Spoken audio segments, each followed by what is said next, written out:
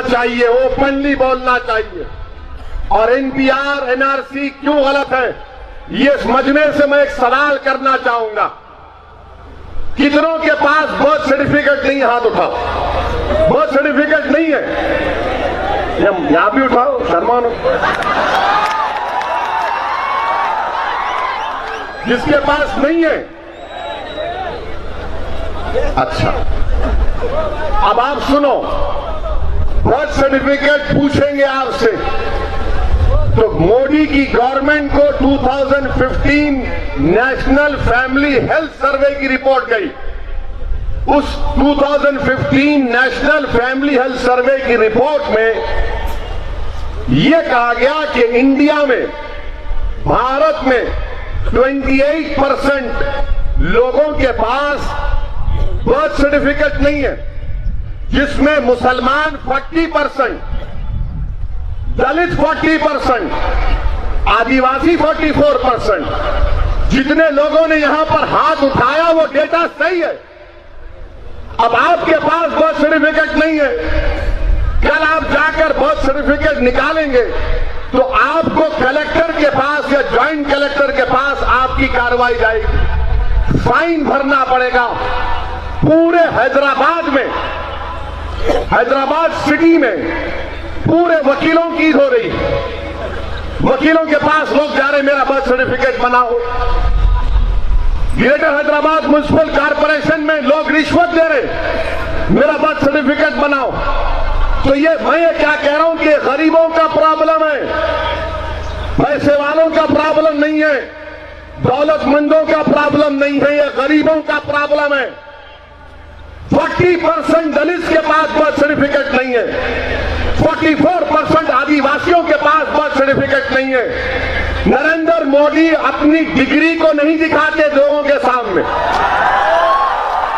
India के prime minister का education qualification यह है कि उनके पास एमए की एंटायर पॉलिटिकल साइंस की डिग्री है, वो डिग्री नहीं दिखाते, मगर भारत की जनता को कह रहे हैं कि बर्थ सर्टिफिकेट दिखाओ।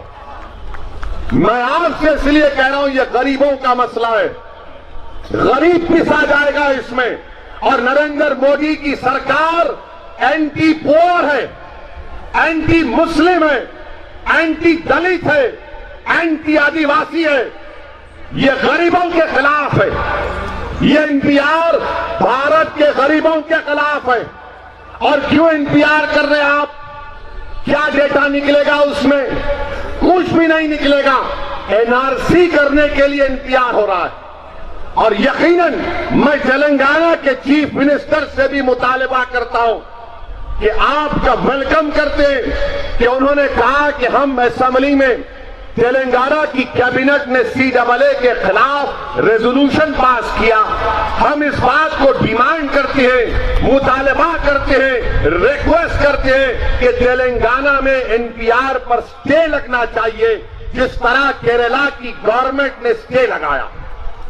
एनपीआर रुकेगा तो एनआरसी नहीं होगा, अगर एनपीआर होगा तो याद रखिए एनआरसी होगा। हम आंध्रा के चीफ मिनिस्टर को समझना चाहिए, समझना चाहिए, ये गरीबों का मसला है। एनपीआर पर आप स्टे लगाओ। और नरेंद्र मोदी की हुकूमत हर महाज पर नाकाम, कोई काम नहीं कर सकते। बार बार आप देखो, जामे मिलिया दिल्ली की यूनिवर्सिटी लाइब्रेरी में घुस के पुलिस मारती है बच्चों को, लाइब्रेरी के अंदर, और फिर सीसीटीवी कैमरा को तोड़ती है मार के। और फिर ये बीजेपी प्रो जो मीडिया है वो आके बोलते नहीं, बच्चों के हाथ में पत्थर था, मुंह बन रहे थे। अरे जब टीयर गैस फेंके जा रहे थे तो क्या करेंगे, मुंह को नहीं बनेंगे कुछ। एक बच्चे के हाथ में दिखाए पत्थर है, पत्थर नहीं है, वो उसका बटुआ है, वो दिखा दिए। यूनिवर्सिटी में घुस के मारे एक मुसलमान बच्चा LLM के सेकेंड ईयर का, जिसका नाम मिनाजुद्दीन है, उसको दिल्ली पुलिस ने इतना मारा कि उसकी एक आंख साफ हो गई, एक आंख अंधा हो गया उन्हें। बिहार का गरीब बच्चा, कौन पूछेगा उसको? जेएनयू में घुस के बच्चों को मारे, अलीगढ़ मुस्लिम यूनिवर्सिटी में टीयर गैस एक यूनिवर्सिटी के बच्चे के हाथ पे गिरा तो उसका हाथ काटना पड़ा। उत्तर प्रदेश में 20 दिसंबर को 28 दिसंबर को प्रोटेस्ट हुआ, उसमें वायलेंस हुआ, तशद्दुद हुआ, हम उसकी मजम्मत किए, मगर उत्तर प्रदेश के चीफ मिनिस्टर ने कहा इसका बदला लेंगे और उसके बाद 24 मुसलमानों को गोली मारकर हलाक कर दिया गया। 24 Muslims were shot dead by the Uttar Pradesh police. उसमें 24 में 21 या 22 तो 25-26 साल के बच्चे थे, नौजवान बच्चे। आप बताइए, एक बच्चा बिजनौर में अपने 7 महीने के बच्चे के लिए दूध लेने के लिए गया तो उसकी लेफ्ट आई में पुलिस की गोली लगी, उन्हें वहीं ढेर हो गया, मर गया। एक बच्चा आईएएस की तैयारी कर रहा है, पुलिस अरेस्ट करके लेके जाती और दूसरे मोहल्ले में उसकी लाश मिलती है और उसके जिस्म पर 3 गोलियां सीने में और पीठ में। ये क्या जुल्म हो रहा है? नरेंद्र मोदी इसके बारे में बात नहीं करते।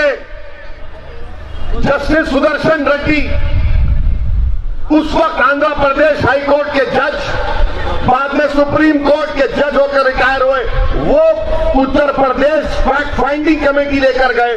जस्टिस सुदर्शन रेड्डी ये अल्फाज कह रहे हैं कि उत्तर प्रदेश के मुसलमानों के साथ टारगेटिंग हुआ है, डिस्क्रिमिनेशन हुआ है। जस्टिस सुदर्शन रेड्डी के सामने एक बच्चा आकर 14 साल का 14 इयर्स का बच्चा आकर अपना शर्ट दिखाता है और कहता है कि शर्ट पर जो खून के धब्बे नजर आ रहे, मुझे पुलिस स्टेशन में पुलिस ने गरम गरम रॉड मेरे पीठ पर लगाए, उससे खून निकला। ये जुल्म हो रहा है। अब 24 लोग मर गए, 24 में 21 लोगों को अब तक पोस्टमार्टम की रिपोर्ट उनकी फैमिली को नहीं मिली। ये उत्तर प्रदेश के चीफ मिनिस्टर गोली की बात करते हैं, कॉन्स्टिट्यूशन पर ओथ लेते हैं और बदले की बात करते हैं। दिल्ली का इलेक्शन हो रहा है, दिल्ली के इलेक्शन में मोदी कैबिनेट का मिनिस्टर अनुराग ठाकुर वो मीटिंग में कहता है कि गोली मारो देश के गद्दारों को। उसके बाद 3 लोग गोली मारते। जामे मिलिया में 30 जनवरी के दिन बापू का, महात्मा गांधी का कत्ल हुआ था। जामे मिलिया के बच्चे जुलूस निकालते तो एक बच्चा जिसका नाम राम भक्त है वो गोली चलाता। जम्मू का एक मुसलमान बच्चे के हाथ में गोली लगती। गोली लगने के आधे घंटे के अंदर मीडिया ये रिपोर्ट करता कि राम भक्त जुवेनाइल है, अडल्ट नहीं है। जुवेनाइल है, अडल्ट नहीं है। शाहीन बाग के सामने एक शख्स फायरिंग करता है और कहता है कि ये देश हिंदुओं का है। अब आप मेरे को बताइए, ये बीजेपी का इंसाफ देखो आप। जामे मिलिया में गोली मारे तो बच्चा जुवेनाइल। कर्नाटका बीदर में शाहीन स्कूल में ड्रामा होता है। कौन ड्रामा करते? 4th क्लास 5th क्लास के बच्चियां। ड्रामे में एक बच्ची नरेंद्र मोदी के बारे में कुछ गलत बोल देती तो बीजेपी कर्नाटका की गवर्नमेंट उस बच्ची की मां जो विडो है, बेवा है, और स्कूल की हेडमिस्ट्रेस के ऊपर केस बुक करते, हिंदुस्तान से गद्दारी का सेक्शन 124B लगाते, सेडेशन चार्ज लगाते कि मोदी के खिलाफ क्यों बोले। 2 हफ्ते बिदर की जेल में दोनों औरतें गुजारी। एक बेवा है, मैं जेल में मिलने गया था तो हमारी बहन, हमारी बेटी मुझको रोकर कह रही थी कि ओवैसी साहब, मेरे बेटी को देखने वाला कोई भी नहीं है, मैं जेल में पड़ी हुई हूं, मेरा मालिक के मकान के पास मेरी बेटी है। सोचो आप तमाम, ये हमारी मां और बहनें बैठी हैं, अल्लाह ने आपको भी औलाद दी है। अगर आपकी बेटी 5 घंटे आपको नहीं दिखी तो क्या खुदा की कसम आप रोना नहीं शुरू करते? किसी बाप को, किसी माँ को अगर मासूम उसकी बच्ची 12 साल की 1 घंटा या आधा घंटा नहीं दिखी तो माँ और बाप परेशान हो जाते। सोचो थोड़ी देर के लिए, जब तुम आज के जलसे से उठकर जाओगे 2 हफ्ते उस माँ ने अपनी बेटी के चेहरे को नहीं देखा। क्यों नहीं देखा? क्योंकि बीजेपी की हुकूमत ने उस माँ के ऊपर सेडेशन का चार्ज लगाया। क्यों लगाया?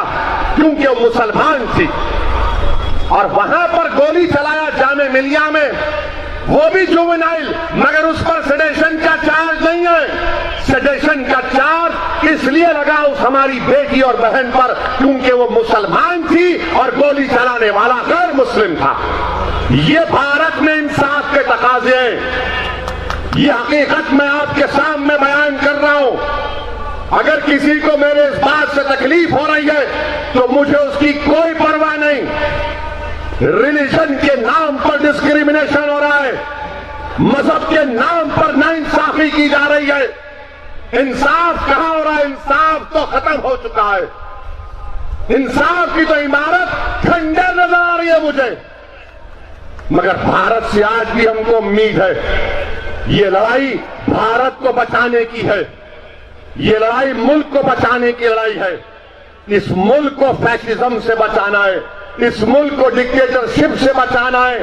ये प्रोटेस्ट जो हो रहा है ये कॉन्स्टिट्यूशन को बचाने की लड़ाई है और हमको लड़ना है, डरना नहीं है।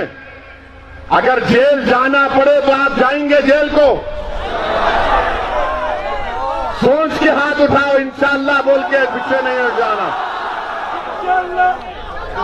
एक पैगाम हमको देना है गवर्नमेंट को कि हम तुम्हारे खिलाफ उठ खड़े हुए हैं। ये CAA NPR NRC का प्रोटेस्ट नरेंद्र मोदी, सुन लो आप, मैं विजयवाड़ा से प्राइम मिनिस्टर को कह रहा हूं, ये CAA NPR NRC का एहतजाज किसी मुस्लिम लीडर का एहतजाज नहीं है। ये एहतजाज जो भारत में हो रहा है ये उलेमाओं के कंट्रोल में भी नहीं है। ये अवामी एहतजाज बन चुका है, ये पीपल्स मूवमेंट बन चुका है। अब कोई उसको नहीं रोक सकता मिस्टर मोदी, कोई नहीं रोक सकता। ये तूफान है, ये तूफान है और ये तूफान और सैलाब उठेगा, सुनामी की तरह आगे बढ़ेगा और जो संविधान को तोड़ना चाहते हैं ये तूफान उन संविधान को तोड़ने वालों को बहा कर लेकर जाएगा इंशाअल्लाह ताला। इसीलिए मेरे अजीज दोस्तों, मेरी इज्जतदार मां और बहनों, आपको और हमको साफ और वाज़े अल्फाज में CAA NPR NRC को रिजेक्ट करना है, रिजेक्ट करना है। और एक्सपर्ट्स क्या बोलते हैं? एक्सपर्ट्स ये बोलते हैं कि अगर पूरे मुल्क में NRC या NPR बेहतरीन तरीके से भी हुआ, सबसे अच्छे तरीके से भी हुआ, तो कम से कम 8 करोड़ लोगों के नाम नहीं आएंगे। 8 करोड़, यानी पूरे आंध्र प्रदेश की आबादी भी 8 करोड़ नहीं होगी। बताओ आप, आंध्र तेलंगाना मिलाए तो 8 करोड़ होंगे। 8 करोड़ लोगों के नाम नहीं आएंगे। क्या करेंगे वो लोग? और लोग बोलते मुसलमान क्यों एहतजाज कर रहा है? अरे मुसलमान इसलिए एहतजाज कर रहा है कि कल अगर मेरा नाम नहीं आया और चंद्रबाबू नायडू का नाम नहीं आया तो चंद्रबाबू नायडू को भी तकलीफ होगी, मगर अल्टीमेटली चंद्रबाबू नायडू को CAA में सिटीजनशिप मिल जाएंगी, असदुद्दीन ओवैसी को नहीं मिलेगी। क्योंकि मैं मुसलमान हूं, वो हिंदू है। ये CAA का कानून है। ये रियलिटी बयान कर रहा हूं, हंसने के लिए नहीं कह रहा हूं। उनको भी तकलीफ उठाना पड़ेगा, मगर मुझे तकलीफ क्या उठाना पड़ेगा कि मुझे बांग्लादेशी बोल दिया जाएगा, मुझे पाकिस्तानी बोल दिया जाएगा और मेरा कोई नहीं होगा। आसाम में ऐसा ही हो रहा है। 5 लाख मुसलमान आज परेशान हैं। आज हम आराम से बैठकर ये जलसा सुन रहे हैं। मगर अपने दिलों पर जोर डालो। अगर अल्लाह ने आपको अपने सीनों में धड़कता हुआ दिल दिया है, अगर तुम्हारे दिलों सीनों में इंसानियत जिंदा है, तो सोचो वो 5 लाख आसाम के मुसलमानों के बारे में, उनका क्या दिन के दिल पर गुजर रही होगी। वो देख रहे हैं कि वो हिंदू है, उसको सिटीजनशिप मिलेगी, मैं मुसलमान हूं, मुझे नहीं मिलेगी। सोचो आप क्या पैगाम नरेंद्र मोदी की गवर्नमेंट दे रही है। मेरे अजीज दोस्तों और बुजुर्गों, इस मुल्क को जब हमने आजाद करवाया था तो हमने ये नहीं देखा था कि कौन हिंदू है, कौन मुसलमान है, कौन ईसाई है, कौन सिख है, कौन बौद्ध मजहब का है। सन 57 की जंग आजादी शुरू हुई, यही उलमाए किराम ने जिहाद का फतवा दिया था, यही उलमाए किराम ने अंग्रेजों के खिलाफ जिहाद का फतवा दिया था। और मौर्रख लिखता है, उन उलमाए किराम, उन गय्यूर उलमाओं ने अपने फतवे की सियाही सूखने से पहले अपनी जान को कुर्बान कर दिया, अपनी जान को कुर्बान कर दिया। काला पानी की सजा अल्लामा फजले खैराबादी को उठाना पड़ा, रेशमी रुमाल की तहरीक और माल्टा की जेल की तकालीफ और मुसीबतों का सामना हमारे उलमाओं को करना पड़ा। जब कहां थी आरएसएस, जब कहां थी बीजेपी, मोदी, जनसंघ, कोई नहीं थे। सही कहा अमीर जमात इस्लामी ने कि जब अंग्रेजों के खिलाफ लड़ाई लड़ी जा रही थी तो जेल में बैठे एक शख्स ने माफीनामा लिखकर दिया था। एक नहीं, 4 लव लेटर लिखे थे, 4 अंग्रेजों को लिखा था, your lordship, your excellency, please forgive me. और हमारे उलमा क्या कर रहे थे, भगत सिंह क्या कर रहे थे, ये लोग कह रहे थे कि अशफाकुल्लाह खान क्या कर रहे थे, कह रहे थे कि अगर जान जाती है तो जाएगी, मगर हम जालिमों के आगे अपने सर को नहीं झुकाएंगे, इस सरजमीन से भारत से अंग्रेजों को निकालेंगे।